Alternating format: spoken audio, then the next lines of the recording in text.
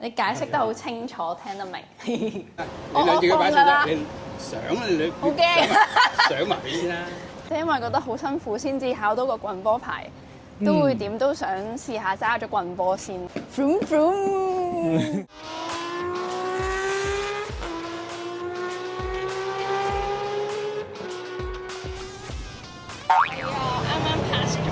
啱 pass 咗，馬昆斯想揸佢部車啊！想揸佢部車啊？其實我想揾翻棍波咯，因為考得咁辛苦。你覺得佢揸唔揸到呢部車啊？嚇！頭先我而家隻左腳有少抽筋。今集我哋就帶大家去到太平道嘅康達。Hello， 你好啊！我想幫佢揾部車，係啊，咁咧，因為佢咧就應該都會幾難揀車。先喺街嗰度見到，就係好似黑色嗰部咯，即係人哋賽車嗰啲啊。你試下咯，你睇下得唔得咯？呢部佢揸唔揸到咧？因為佢啱啱拎片，揸唔到嘅，冇嘢係揸唔到嘅。係你有冇信心得唔得就真係睇你自己啦。你不如試試咧，你試試個高度得唔得先？因為你第一時間你就話我中意呢架啊嘛，咁咪試下咯。嗯，我會就住你嘅，你放心。我唔起得。你咪起咁樣，你上車你教下我。你可以就咁攬，如果你唔夠高嘅，你可以踩住個腳踏攬我。係啦，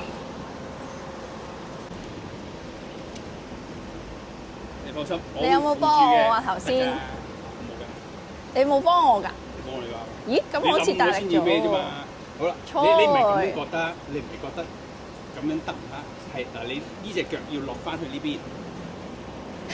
落，你用你嘅辦法落，係啦，你已經有好大嘅機會你揸到啦，好啦，跟住你試下起個側架，佢好似好遠咁喎。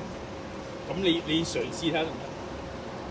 你一定要大過呢個先做到噶嘛，好啦，你個側架跟住落翻嚟呢邊，係咪？跟住入波，呢邊入，你自己諗清楚。入波，佢叫你嗰邊踩翻個地下，依邊上入波，係啊。係啊。咁樣咯。係啦，咁你咪揸到咯。咁你如果你有即係如果着起起步，你咪行得咯。好啦，跟住之後就係嗱，你當你兩隻腳擺晒上去，我扶住嘅。兩隻腳擺晒上去。你扶住喎。係。你真係扶住喎。扶住。我扶唔起㗎。得。你兩隻腳擺晒上，你上啊你。好驚。上埋佢先啦，睇下唔會冧嘅。OK， 好啦，準備停車。你做晒動作啦，好啦，得唔得？好驚啊！得唔得？你有冇幫我㗎？你唔好理我，有冇幫你，整你唔會諗啦。OK， 你明啊？你唔好成日靠我，你唔好諗。你咁你咪試唔到啦。你要諗，你做翻你正常嘅動作，明唔明啊？嗯。我唔會揾架車嚟搞飛嘅。你諗翻你正常嘅動作，我覺得你應該揸到，但係你要大膽啲。OK， 以你頭先嘅動作咧，你係做到嘅。係咪真㗎？你依家咧架車可能新，咁你就所有嘢咧就好硬。係。咁但係你揸咗一段時間咧，會再矮少少。哦，點解會咁嘅？因為個避震會軟㗎嘛。哦。即係等於你將你屋企個床褥，即係如果係彈弓嗰啲咧，你開頭買翻係好硬㗎嘛。係啊。跟住分下就會貼咗你嗰個，即係啲彈弓會軟嘅。因為我哋身高問題啦，你做到呢啲動作咁跳嚟跳去咧，你唔好放手啊！你其實 OK 嘅，唔係你其實你而家咁樣咪得咯。我真係腳尖到底嘅啫喎。唔關事嘅，你其實停燈嘅機會好細嘅啫嘛。嗱你停完，跟住都開車啦，跟住就停開車啦。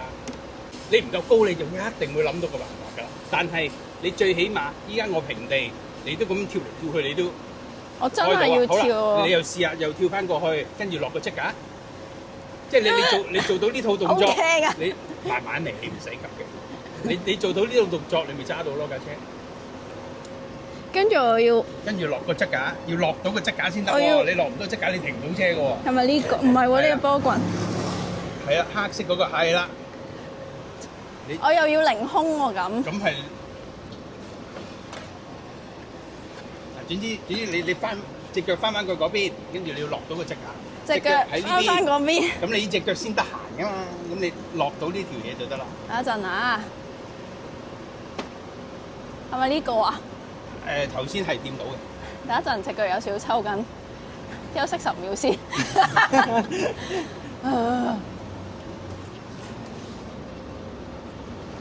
好遠啊！係啊嗱，有冇落到啊？未落。再嚟多次。係啊嗱。有冇啊？要呢一隻腳凌空咯，即係咧好似。即係你要練啊！係啊，即係話呢一架你係會有啲難度，但係你係做到嘅。唔夠高都係咁樣上㗎。哦。你唔夠高唔咁樣落啊？即係用個腳踏幫一幫。係。我又試下得唔得啊？好，踩上咧。即係捉住呢度先。係。跟住咧。你當你揸緊車咁啊，兩隻腳上去。咁樣。跟住成個人企起身。企起身啊！企起身。你信我咧，企起身。唔冧嘅企起身啦。跟住呢隻腳攬翻落嚟，你咁落車就。咁有型。係咁樣喎，講真嘅喎，得㗎。真係攬㗎咯喎。係攬。係啦。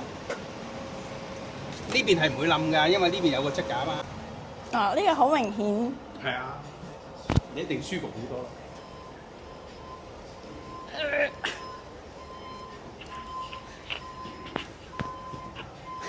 好輕鬆啊！即刻。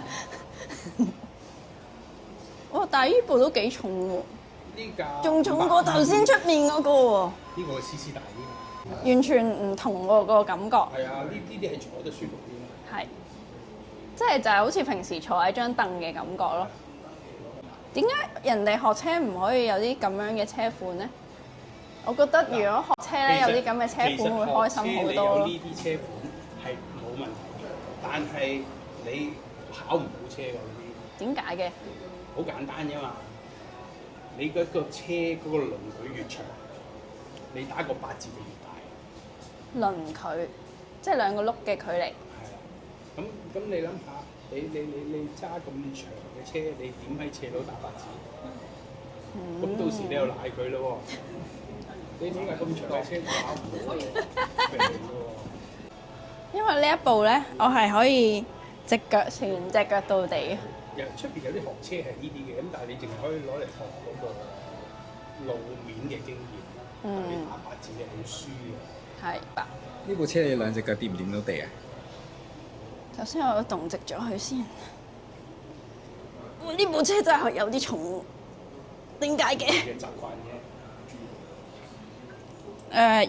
如果動直咗之後咧，都係冇得啦，全隻腳掌到地嘅。即係如果我呢邊腳掌到地咧，呢邊就會咁樣腳尖咯。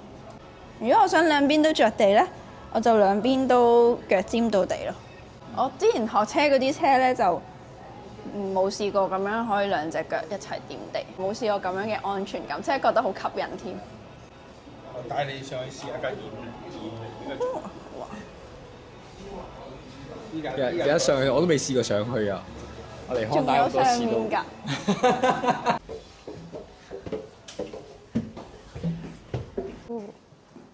可以試下，呢個會輕身啲，同埋呢個有 E-clutch 咧，可以唔使拉緊。呢個好明顯同軚都好似輕啲咁。因為架車輕咗少少。咩係 E-clutch 啊 ？E-clutch 係一個功能，你正常要揦幾支入波啊嘛。係啊。咁有 E-clutch，你開咗呢個功能咧，你就唔需要揦幾支就係入啦。嚇！即係隻腳就咁樣踢就得啦。係啊。咁係好方便。係㗎，咁你又，但係有啲人會話冇咗樂趣咯。咁所以佢就可以着可以食。好似停車都唔使黏幾粒字啊嘛。係啊。但係呢個唔等於自動波啊。停車唔使黏幾粒字。因為你個幾粒字佢自己控制咗。係咪輕身啲啊？係啊，覺得係。呢個好似即係好似人哋嗰啲哈利嗰啲車咁樣。啊，啲好解用啊！咁呢啲型叫咩啊？呢啲型咪叫 Rebel。就係 Rebel。叫做巡航車。巡航。嗯。即係有街車，有跑車，即係。即係佢因應唔同嘅需要，有唔同嘅車型。有巡航。有冇話即係新牌就因為我其實啱啱先考到牌，而家揾第一部車，你有冇意見俾我？即係其實第一部車買咩好？第一部車你睇下你想揸綿羊啊，定揸棍波車咯？如果棍波車嘅，咪頭先我同你講，你咪買架250嘅 Rebel 咯。你起碼你習慣咗條嗰個路面，學咗架車點樣揸先，咁你攞咗一定嘅經驗，先至去爬第二個難關就係個高矮問題。即係你逐樣去 solve，好過你又揸架高嘅車，跟住個路面又唔熟，跟住架車又控制得唔好。咁咪好多問題一次過出晒嚟咯。咁、你揀架你兩隻腳落到地，起碼你已經唔需要擔心嗰個腳先啦。咁、你咪專注去學熟咗個路面。我喺啲塞車啊，或者有啲突然間急剎嗰個情況，呢啲路面嘅經驗你有晒啦。咁、你先至再去挑戰我高少少嘅車啊，或者大 CC 啲嘅車啊。個重量咧，即係逐個難關去咯，就會一次過有咁多問題，咁你就好難解決啦。介唔介意問下你叫點稱呼啊？阿區，好專業啊你。係啊，多謝你教我點樣上落車啊，啲小技巧嗰啲，同埋我哋唔高啊嘛。你解釋得好清楚，聽得明。呢個 QR code 就有晒嗰啲資料㗎，呢啲價錢咧。